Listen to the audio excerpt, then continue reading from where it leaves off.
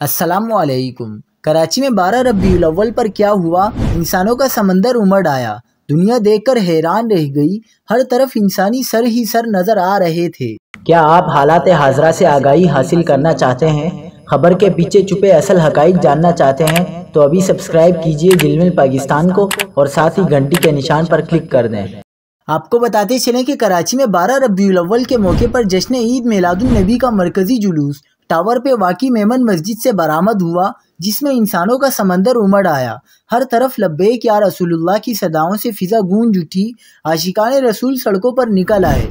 جلوس میں گورنر سندھ اور وزیر اعلیٰ سندھ بھی موجود رہے۔